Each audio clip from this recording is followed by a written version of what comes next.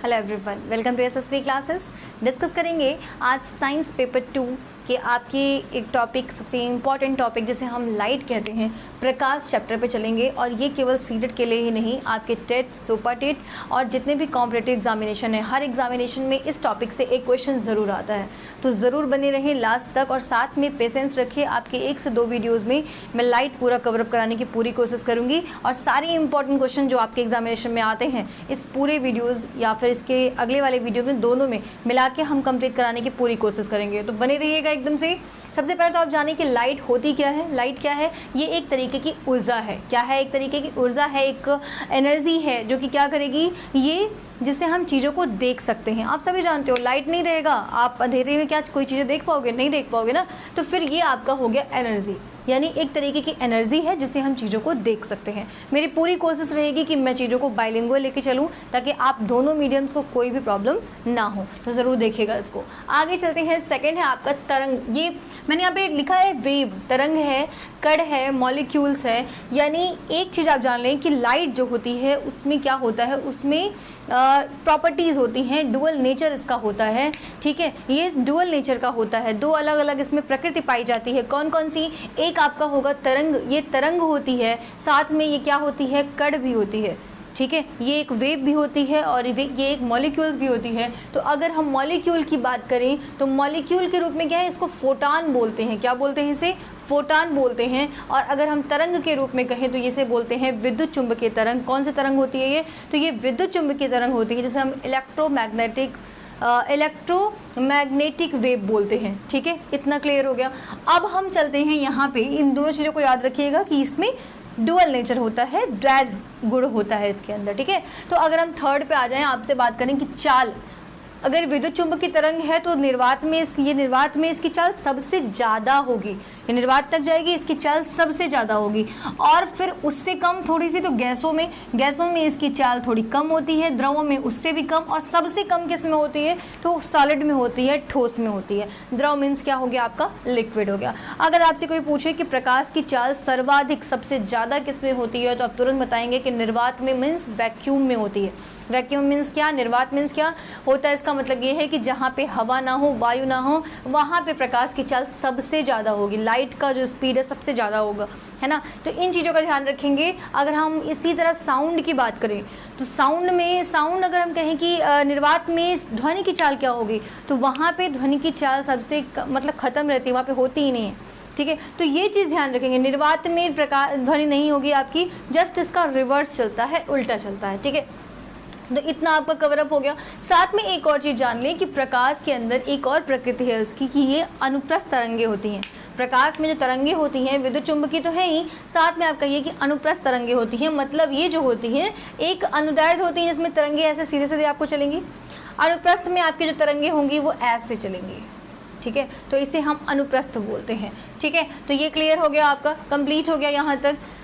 अगर मैं कहूँ कि गैसों में क्यों, हर चीज़ में जब तक आपको सेटिस्फाई नहीं हो जाते हैं, कोई भी चीज़ को कभी भी समझना मानना नहीं चाहिए। तो आप पहले ये देखिए कि अगर आप गैस की बात करते हैं, क्यों गैसों में सबसे ज़्यादा, अगर हम सॉलिड, लिक्विड और गैस की बात करें तो इन तीनों में सबसे ज़्यादा किस में है? गैस में है। उसके बाद आपके लिक्विड में है। ठीक है, इसकी स्पीड सबसे ज़्यादा है। तो अगर हम गैसों में क्यों है, क्योंकि गैसों में जो आपके मॉलिक्यूल्स होते हैं वो बहुत दूर दूर होते हैं, बहुत ज़्यादा दूर दूर होते हैं। इसीलिए यहाँ पे जो आपकी जो लाइट होती है वो सबसे ज़्यादा होती है। उसके बाद हम लिक्विड में लें तो थोड़े पास पास होते हैं, और अगर हम सॉलिड में लें तो यहाँ पे जो पार्टिकल्स होते हैं वो एकदम पास पास होते हैं। अगर पास पास होंगे तो इंट्रामॉलिक्यूलर स्पेस, अंतर आणविक जो आपका स्थान है वो बहुत कम रहेगा, तो यहाँ पे प्रकाश कम गुजर पाएगा, है ना। तो इसीलिए हम कह सकते हैं कि यहाँ पे प्रकाश की चाल सबसे कम, उसके बाद यहाँ पे थोड़ा ज़्यादा, और यहाँ पे सबसे ज़्यादा होती है क्योंकि यहाँ पे मॉलिक्यूल्स क्या होते हैं? दूर दूर होते हैं। ठीक है, तो उम्मीद है आपको समझ में आया होगा। आगे चलते हैं, हम लोग रिफ्लेक्शन ऑफ लाइट में परावर्तन के बारे में जानते हैं कि रिफ्लेक्शन ऑफ लाइट क्या होती है। ठीक है, तो परावर्तन क्या होता है? जब किरणें, जो प्रकाश की किरणें हैं उनका किसी माध्यम से टकरा के वापस चले आना, मतलब टकरा के वापस जाना, उसे हम क्या कहेंगे? परावर्तन बोलेंगे। प्रकाश की किरणों का टकरा कर उसी माध्यम में वापस लौट जाना ही उसका परावर्तन कहलाता है। तो इसको हम रिफ्लेक्शन कहते हैं। जैसे मान लीजिए मैंने एक रे बनाई, ये आपका एक मिरर है, पीछे मैंने ऐसे इस पे आपके क्या पेंट लगा दिया। जब तक आप पेंट नहीं लगाओगे आप देख पाओगे कोई चीज़, आप शीशे में भी नहीं देख पाते, पीछे पेंट लगा होता है। किसका लगा होता है आगे डिस्कशन करेंगे। अभी यहाँ पे देखिए, ये यहाँ पे ये आपका दर्पण है, मिरर है, इस पे जो आपकी ये रे पड़ रही है इसे हम कहते हैं इंसिडेंट रे। क्या बोलते हैं इसे? इंसिडेंट। जो आती हुई किरणें होती हैं वो टकराएंगी इस मिरर पे, तो आती हुई किरणें जो होती हैं उसे हम कहते हैं इंसिडेंट रे। और जो टकरा कर यहाँ पे टकरा कर इसी माध्यम में वापस लौट आई, ये टकरा के इधर नीचे नहीं आएंगी, ठीक है। अभी ये नीचे जाएंगे तो कुछ और ही हो जाएगा। यहाँ पे आप यहाँ से आई तो ये वापस इसी माध्यम में वापस लौट जाती हैं, तो इसे हम कहते हैं क्या, जो वापस चली गई उसे हम बोलते हैं रिफ्लेक्टेड रे, यानी परावर्तित किरण।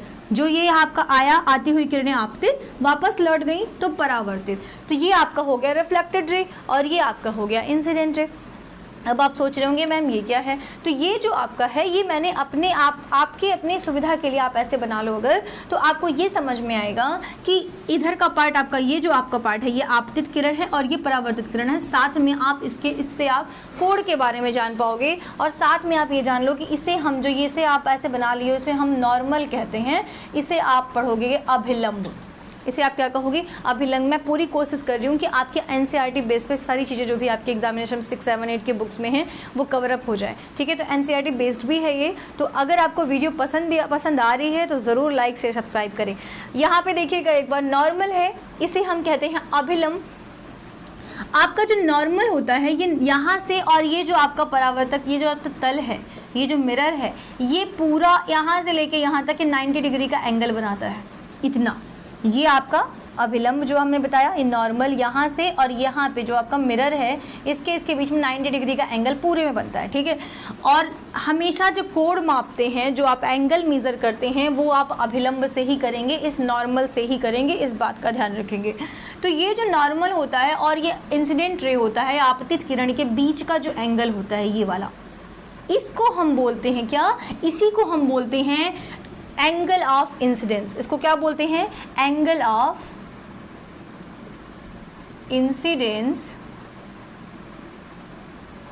इंसिडेंस, या फिर अगर हम हिंदी के लिए बोलें तो इसे हम आपतन कोण बोलते हैं, इसे हम कहते हैं आपतन कोण। तो ये जो एंगल जो आपके अभिलंब के साथ जो आपतित किरण के बीच का जो कोण है, ये जो एंगल बन रहा है उसे हम आपतन कोण बोलते हैं। और अभिलंब के साथ ही अगर आप परावर्तित किरण के बीच का एंगल, ये वाला एंगल लेते हैं तो इसे हम परावर्तन कोण बोलते हैं। ये आपतन कोण हो गया और ये परावर्तन, इसे हम एंगल ऑफ रिफ्लेक्शन बोलते हैं। ये एंगल ऑफ इंसिडेंस और ये एंगल ऑफ रिफ्लेक्शन, ठीक है। उम्मीद है आपको समझ में आया होगा। एंगल ऑफ इंसिडेंस को हम लोग आई बोलते हैं और एंगल ऑफ रिफ्लेक्शन को हम लोग आर बोलते हैं, ठीक है। तो ये आई हो गया, इसे हम एंगल आई बोलेंगे और इसे एंगल आर बोलेंगे। यहाँ तक आपका कंप्लीट हो गया। आती हुई किरणें आपतित, वापस टकरा के वापस उसी माध्यम में लौट गई तो परावर्तित, ठीक है। यहाँ पे आ जाइए, मिरर। मिरर जो होता है वो इसी सिद्धांत पे कार्य करता है, मतलब रिफ्लेक्शन पे।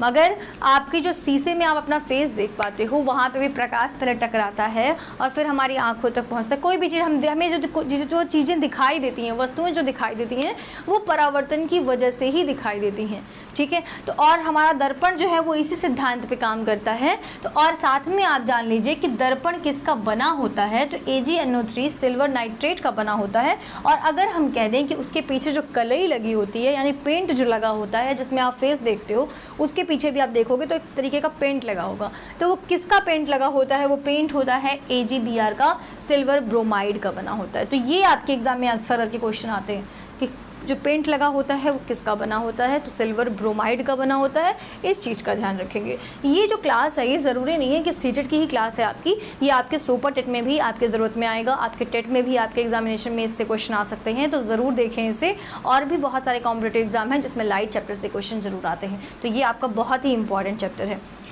यहाँ पे आप आइए, लॉज ऑफ रिफ्लेक्शन। अगर आप लॉज ऑफ रिफ्लेक्शन की बात करें तो आप यहाँ पे जो परावर्तन है, जो आप रिफ्लेक्शन की बात कर रहे हैं, उसके कुछ नियम हैं। वो नियम क्या हैं? इसमें जो एक चीज़ होता है, जो आपका आई होता है वो आर के बराबर होता है।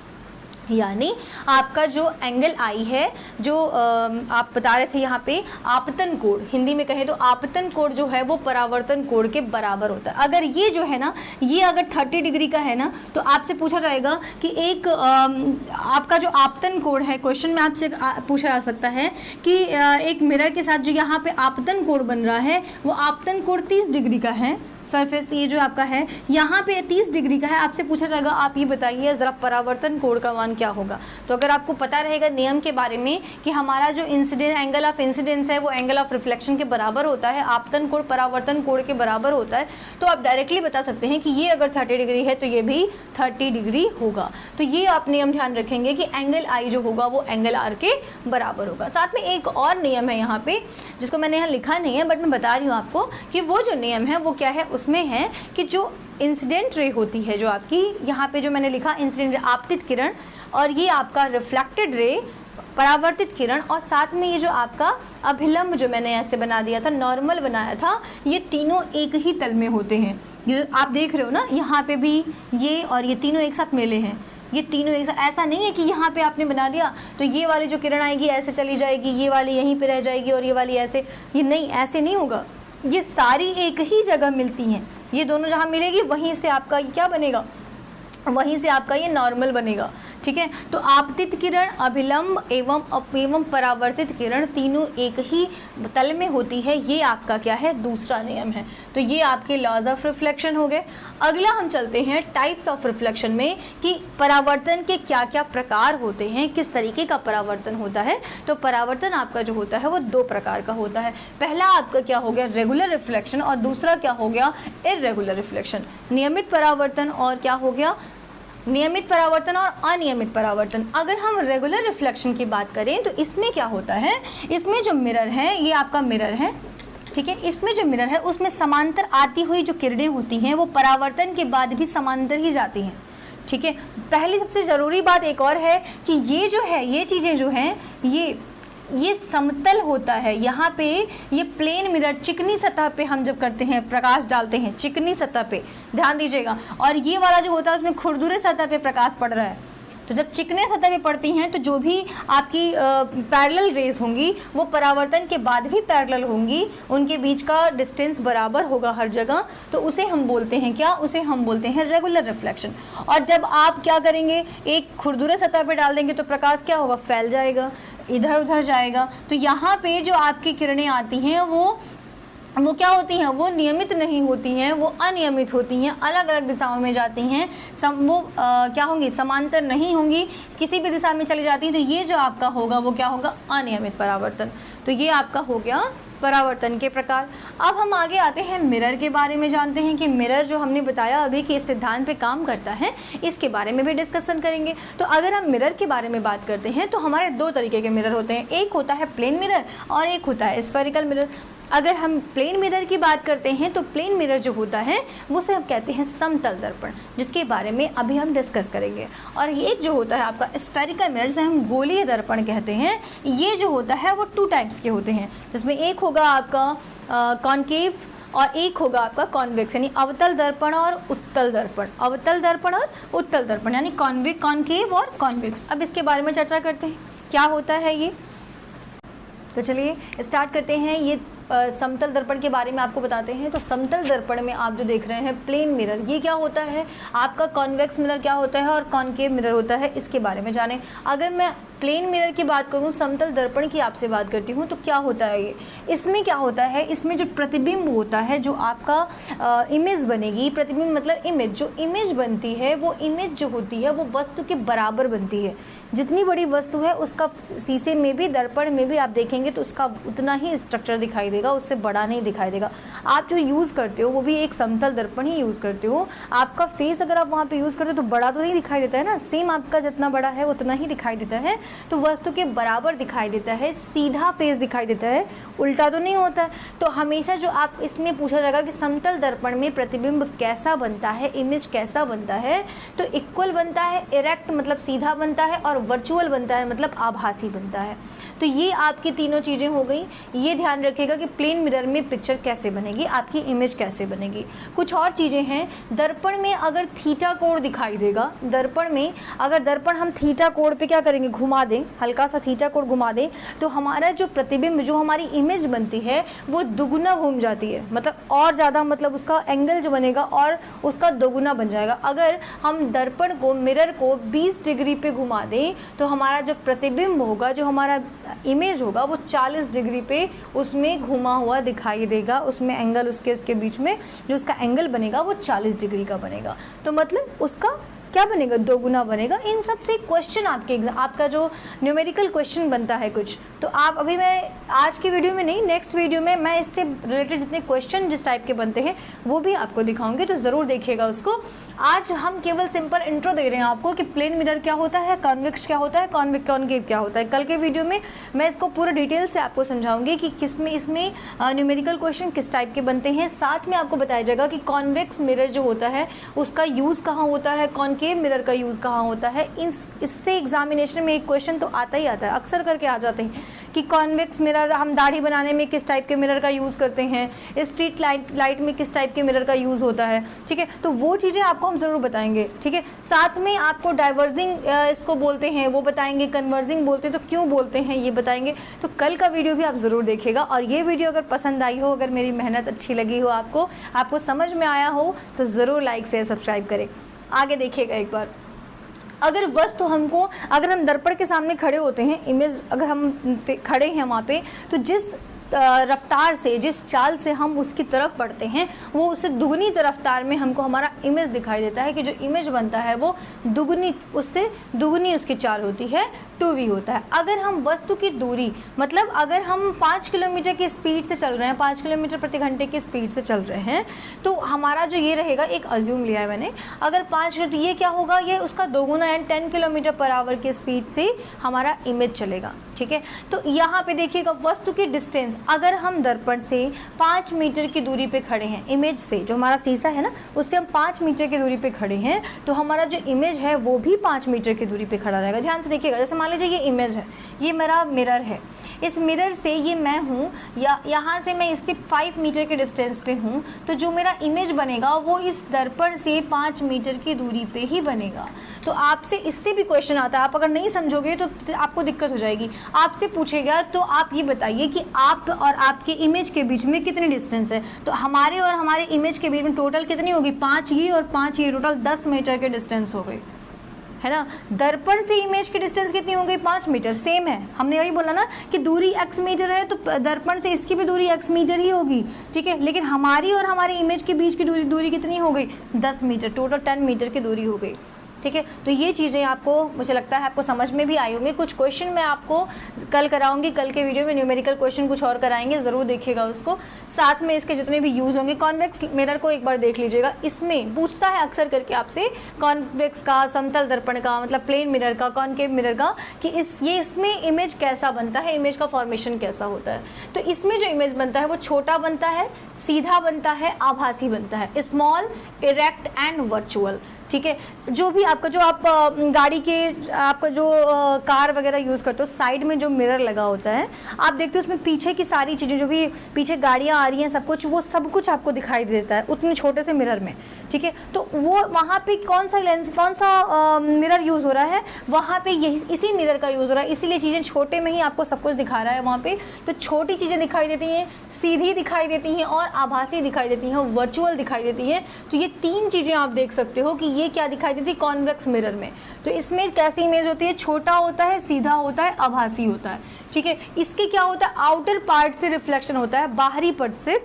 जैसे देखो, पहली बात तो मैं आप जान लो कि ये आपका स्फेरिकल मिरर का पार्ट है, यानी गोली दर्पण का ये सर्कल ले लिया, इस सर्कल को मैंने काट दिया, ठीक है। तो जो इधर वाला पार्ट है, ये वाला जो पार्ट है जिसमें हम इधर से कलई कर रहे हैं, पेंटिंग कर रहे हैं, तो ये आपका जो हो गया वो क्या हो गया, ये आपका कॉन्वेक्स मिरर हो गया। और जो हम ऐसे फिगर, देखो आप ऐसे बनाया हुआ मैंने, तो ये वाला जो कटने के बाद ये वाला पार्ट था जिसमें हम बाहर से कलई कर रहे हैं, पेंटिंग कर रहे हैं, ये आपका जो हो जाएगा वो कॉनकेव मिरर हो जाएगा।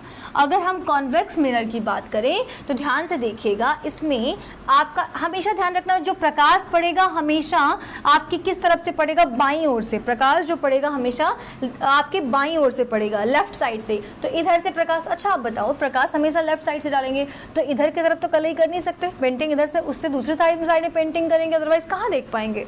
तो यहाँ पे आपके अंदर वाले साइड में इसमें क्या होता है, आपसे पूछा जाएगा इसमें क्या होता है।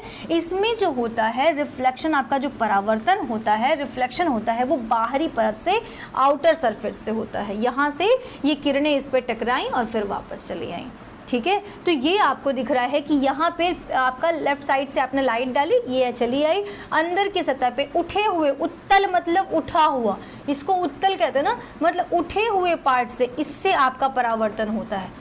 उम्मीद है आपको समझ में आया होगा। तो ये आपका क्या हो गया, ये आपका हो गया कॉन्वेक्स लेंस।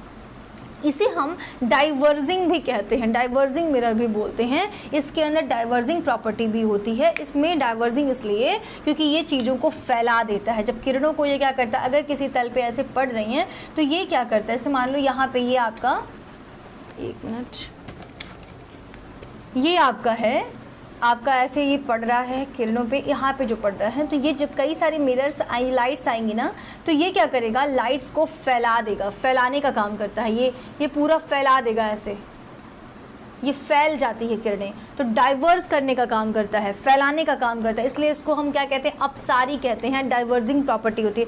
कल इसको हम पूरे डिटेल से आपको बताएंगे, चीज़ें कैसे फैलाते हैं, पिक्चर बना के आपको दिखाएंगे कि कैसे फैल रही हैं और कैसे वो एक साथ मर्ज कर रही हैं। अब जगह अगर मैं इसको कहूँ कॉनकेव में क्या होता है, इसमें तो मैंने बता दिया कि ऐसा इमेज बनता है।